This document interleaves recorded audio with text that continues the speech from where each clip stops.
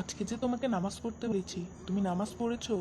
তোমার কি মহান আল্লাহ তাআলার কোনো ভয় নেই? প্রতিদিন বলি, তুমি কথাই শোনো না। ভাইয়া, পড়ি নাই, পড়ে নিব কালকে থেকে। তুমি প্রতিদিনই বলো আজকে পড়বা কালকে পড়বা বলে বলে একদিনও নামাজ পড়ো না। তোমাকে কি ইসলাম সম্পর্কে কোনো এলিমের ধারণা নিতে হবে না? চলো, আজকে তোমাকে নিয়ে একজন দাদুর কাছে যাব, যে কিনা আমাকে ইসলাম সম্পর্কে বহু জ্ঞান দান করেছে। তোমাকেও দান করবে, যাতে তুমি ইসলাম সম্পর্কে জানো এবং নামাজ রোজা করো। জি ভাইয়া। দাদু, আসসালামু আলাইকুম রহমতুল্লাহ। আসসালামু আলাইকুম রহমতুল্লাহ। দাদু ভালো আছেন তো আপনি? আলহামদুলিল্লাহ, আমি ভালো আছি। তোমরা ভালো আছো তো দাদু ভাইরা? জি জি আলহামদুলিল্লাহ, আলহামদুলিল্লাহ। আল্লাহর রহমতে আল্লাহর আমরা রহমতে ভালো আমরা আছি। ভালো আছি। দাদু, আমার ছোট ভাইটাকে নিয়ে এসেছি। ওকে আজকে ইসলামের এলিম সম্পর্কে কিছু কথা বলেন। ও নামাজ পড়ে না, ওকে প্রতিদিন বললেও ও পড়তে চায় না। কি বলে তোমার ভাই এসব? তুমি কি জানো না নামাজ আমাদের জন্য অপরিহার্য? চলো তাহলে আজকে তোমাকে এলেম সম্পর্কে বলে ফেলি। এলেম অর্থ আল্লাহর আদেশ নির্দেশ, হুকুম আহকাম, যাহা কোরআন হাদিসে বর্ণিত হইয়াছে, বা ইমানগণ যেসব বিস্তারিত ব্যাখ্যা করিয়েছে তাহা অবগত হওয়া। আল্লাহ পাক বলেন, যারা আল্লাহ এবং আল্লাহর রাসূলকে বিশ্বাস করিবে এবং যাহারা ধর্মজ্ঞান অর্জন করিবে, আল্লাহ তাআলা তাহাদের দরজা অনেক গুণ বাড়াইয়া দিবেন। আল্লাহ পাক আরও বলেন, যাহারা ধর্মজ্ঞান অর্জন করিয়াছে এবং যাহারা ধর্মজ্ঞান অর্জন করে নাই, তাহা কি সমান হইতে পারেন? হাদিস 1 নম্বরে আরও বলা হয়েছে, এলেম শিক্ষা করা প্রত্যেক মুসলমানের উপর ফরজ, সে পুরুষ হোক বা নারী হোক। ফরজ তারা করিবা, গুনাহ ফরজ তরকাকির ফাসিক। রাসূলুল্লাহ সাল্লাল্লাহু আলাইহি সাল্লাম বলেছেন, এলমে দিন হাসিল করার নিয়তে কোনো ব্যক্তি যে পথ অতিক্রম করিবে, আল্লাহ তাআলা তাহার জন্য উহা বেহেশতের পথ অতিক্রমের মধ্যে গণ্য করিবে। অর্থাৎ এলেমের উদ্দেশ্যে বিদেশ ভ্রমণ বা মাদ্রাসা মসজিদ বা খানকায় গমনের যে পথ চলা হয়, তাহা যেন বেহেশতেই পথ চলা হইতেছে এবং বেহেশতেই পথই তৈরিয়া হইয়াছে। ফেরেশতাগণ খাঁটি তালেবে এলেমগণকে এত ভক্তি করেন এবং ভালোবাসেন যে তাদের জন্য নিজেদের বাজু পিছাইয়া দেন। খাঁটি আলেমদের এত বড় মতবা যে তাদের জন্য জমিন ও আসমান বাসিন্দা সকলে দোয়া করে। এমনকি পানি মাছ তাদের জন্য দোয়া করে, কারণ দুনিয়াতে সকল বালাই আলেমদের উসিল্লাই। আলেম আর আবেদের তুলনায় এরূপ। আলেম যেন পূর্ণিমার চন্দ্র, আর আবেদ যেন একটি নক্ষত্র।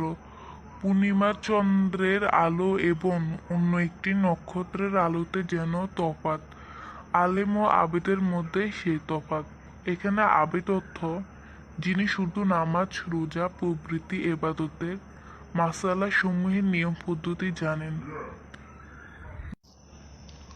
পূর্ণিমার চাঁদের আলো এবং অন্য একটি নক্ষত্রের আলোতে যে তফাৎ, আলেম ও আবেদের মধ্যেও সে তফাৎ।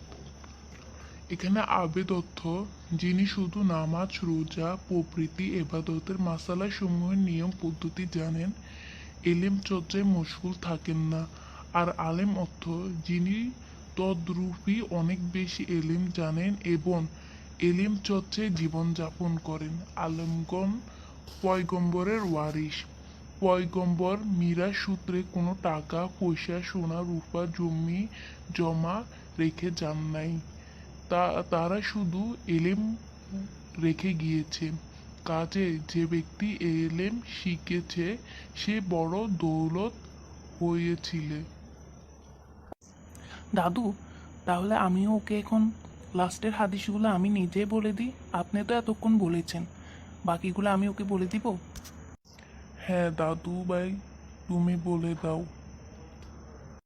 রাসূলুল্লাহ সাল্লাল্লাহু আলাইহি সাল্লাম ফরমায়েছেন যে আল্লাহর চিত্র উজ্জ্বল করিয়া রাখুন ওই ব্যক্তির চেহারা যে আমার বাণী শ্রবণ করিবে এবং অবিকল যেমন শুনেছে তেমনি অন্যকে বুঝিয়ে দিবে, অর্থাৎ কোনরূপ কম বেশি না করে অবিকল হাদিস অন্যকে যিনি শিক্ষা দিবেন তিনি হজরতে এই দোয়া পাবেন।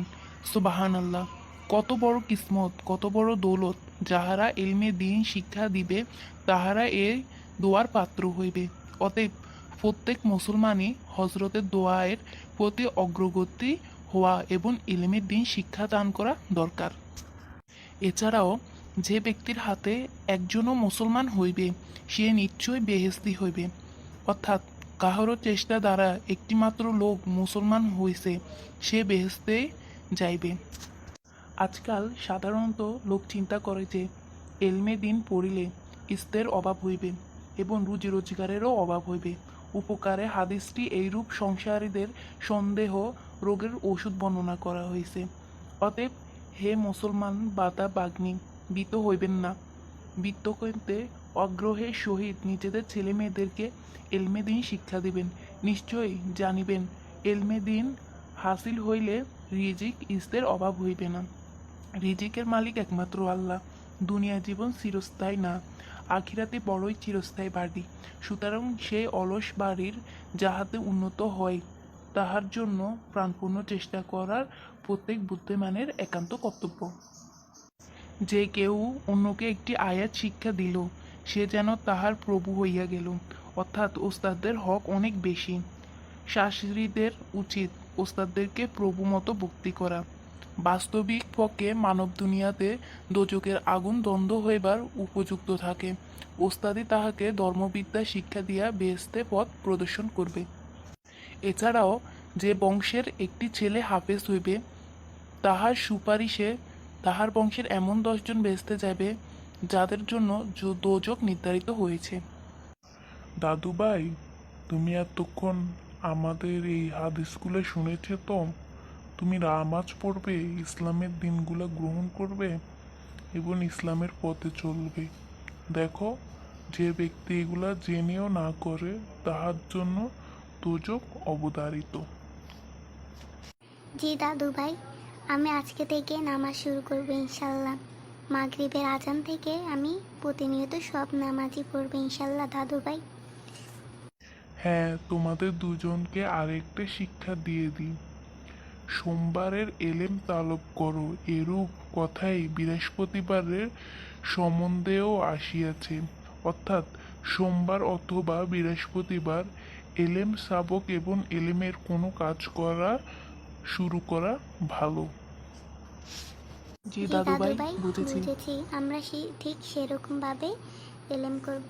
চলো তাহলে সবাই সবার বাসায় যাই এবং মাগরিবের আজানের জন্য নিজেকে তৈরি করি।